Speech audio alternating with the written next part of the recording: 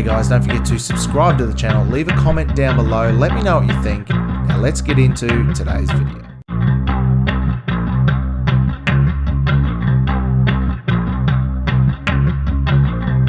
Hey guys, welcome to another episode of Crossing the Line.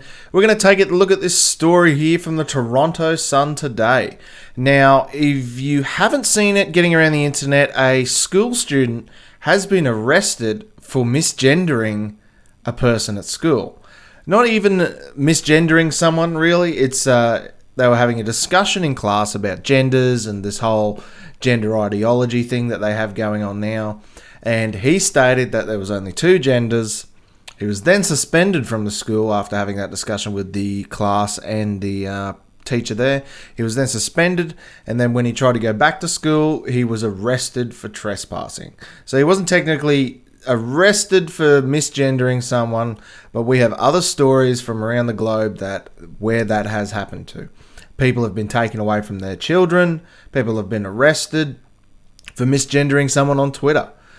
And I want to know what you guys think. Is this coming to Australia?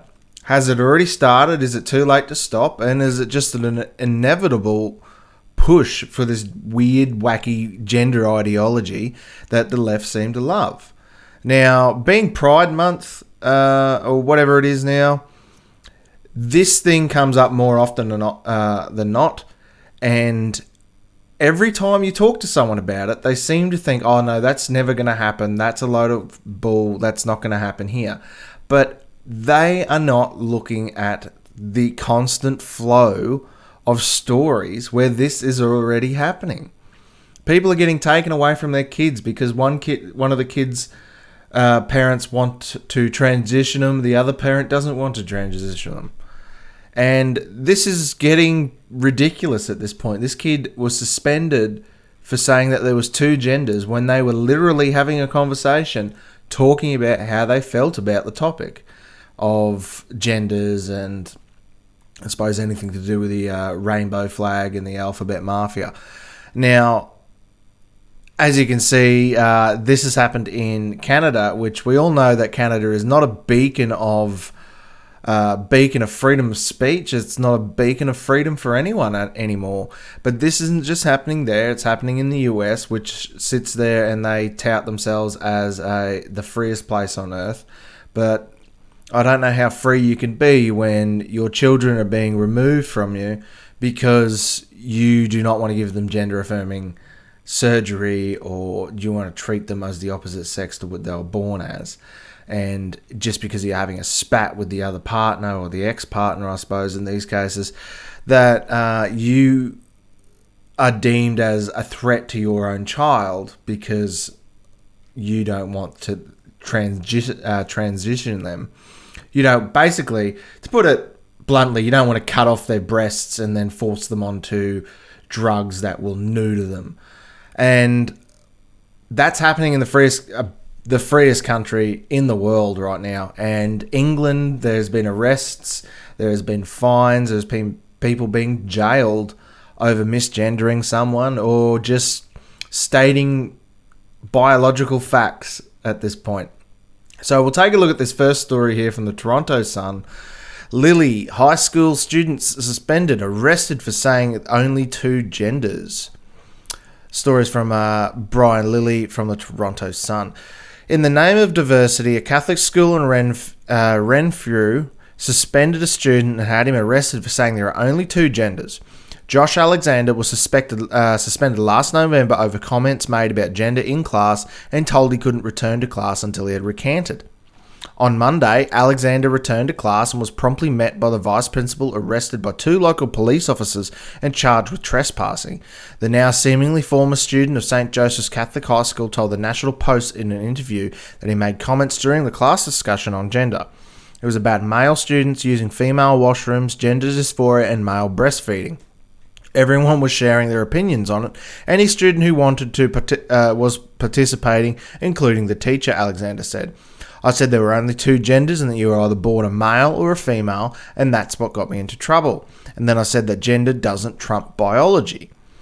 A lawyer representing Alexander said the school won't let him attend classes again until he agrees not to use the not to use the dead name of any transgender student, and agreed to exclude himself from his 2 afternoon classes because those classes are attended by 2 transgender students who disapprove of Josh's religious beliefs. Alexander told the National Post that he was has never dead named another student, meaning using their original name before transitioning. As for trans students disapproving of Alex's religious beliefs, maybe they want to reflect on the fact that they are attending a Catholic school, or at least the one that calls itself a Catholic school. This incident shows why it might be time to finally say goodbye to Ontario's public-funded Catholic school system. There's nothing Catholic about it. They adhere to the same secular gospel as all the other public institutions, and it is beyond saving. You can see here a post from Freedom Central Canada. Josh has been arrested and charged at his Catholic high school for attending classes after being excluded for indicating my intent to adhere to my religious beliefs. Now, this kid has gone back to school because he's disagreed with the order that he should be suspended for stating a biological fact in a discussion where they were trying to talk about these exact topics. It's not like he just brought it up out of the blue and started spouting off and saying that you're not a man or you're not a woman or anything like that. They were having a discussion, which I don't know why in a school you would be discussing this. This is not what you go to school to learn. You do not go to school to learn about your bits and bobs and what goes in what hole. You do not go to school to learn about different sexual preferences. You do not go to school to learn about fetishes. You do not go to school to learn about what kind of tab you want open on your Pornhub browser. No one goes to school for that. That is not what school is for. That is especially not what school is for when it's publicly funded by people like you and me. And in this case, about people in Canada. Now, if you say anything in a Catholic school that went against the religion, they wouldn't kick you out. Catholic schools are pretty tolerant for things like that. I mean, they might cane you or molest you, but they're not going to kick you out and suspend you. Now, if you're getting kicked out of school and you're trying to go back to school and learn so you can get an education like this student was, and they're denying him an education, I can tell you that this kid's lawyer is going to have a field day. He's going to... in Canada, I don't have high hopes for it, honestly, because they just seem too far gone. But anywhere else in the world, this kid would have an absolute field day. I'm talking hundreds of millions of dollars. It's like the kids who were, I think it was a Catholic school as well, who said that they were assaulting those Native American protesters in Washington. It turns out it was the other way around, and mainstream media just lied about them. They got like a $600 million payout or something because the mainstream media basically put these kids up on a cross and got everyone to throw fruits and vegetables at them. And then they had the death threats. They had people coming after them. They had bomb threats. They had threats against their life just because they were portrayed by the media as these antagonists, and they were not. This kid is going to get the same treatment in Canada that those kids got in the US. He is going to be dragged through the media and said that he's a bigot, he's a racist, and he's a homophobe because he believes, doesn't just believe, he knows the facts around biology. There's 2 basic facts that he's pointed out to that teacher, and he's been kicked out of class, suspended, and now they're calling him a transphobe. That kind of thing, being labelled a transphobe, a bigot, a Nazi, those things get thrown around a lot, especially in places like Canada. And once you say those things to someone, and once you put that person, especially when media says it's about the person, it's impossible to come back from for some people. You cannot be... He's a nobody now. He's just an average student. He's no one. And now his name's been dragged into the media, and everyone's been told that he's racist, he's homophobic, he's transphobic. You name it. You go on Twitter, you can find every name under the sun that this person is being called. And the media is doing their part. The media should be standing up and saying, hey, you cannot suspend a child going to a school, a public-funded school, for stating a biological fact. Especially when he wasn't being nasty about it, he wasn't being mean, he was just stating his opinion. It's astounding. And this is coming to Australia. This is coming to a school near you. Where do your kids go to school?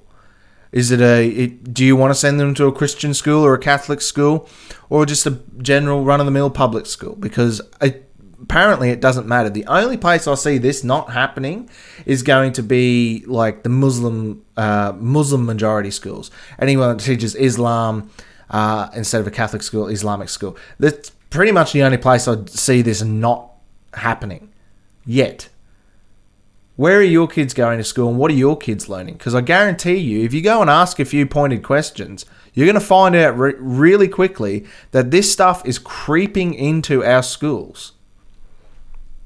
We'll get back to the story anyway. I say this as someone who's graduated from Catholic system, whose children all attended Catholic schools, whose values are the distinct education that I and my children receive. The distinct education is no longer distinct when it comes to the name of diversity. The person adhering to Catholic teaching is one who is excluded. Anyone who looks at Alexander's social media presence will see that he is a political activist. He's pro-life. He favours a red ball cap that reads "Save Canada" on the front. He's even been photographed at protests against the Trudeau government on Parliament Hill. Well, we can see why he's been attacked, vilified, and suspended and now arrested, because how dare you stand up against Trudeau in Canada? How dare you? You will have your funds seized, you will be arrested, you will be put into jail, and you will not be allowed to live your normal life if you say anything against the dictator Trudeau in Canada. All of that will see critics that say that Alexander doesn't deserve any sympathy, that he got what was coming to him. This is where we are in a political discourse in Canada. This young man is being denied an education for having a different view than those in power. What does it teach Alexander that the response to him saying there are only two genders inside a Catholic school is that he is now excluded? The school administration is turning this young man into a martyr while showing that they long ago abandoned the Catholic beliefs they are said to uphold as a school. What does it teach the trans students who don't want Alexander in their class because they disagree with his religious beliefs? It teaches them that they have special powers, they are more important than other students, and they don't need to learn to deal with those who they disagree with. No one is well served by this. Perhaps we don't have a full story from Alexander or from the school board. Well, one thing is clear. In Ontario's school system, woke politics trumps everything else, including the right of a teenager to receive an education. The entire system is rotten to the core.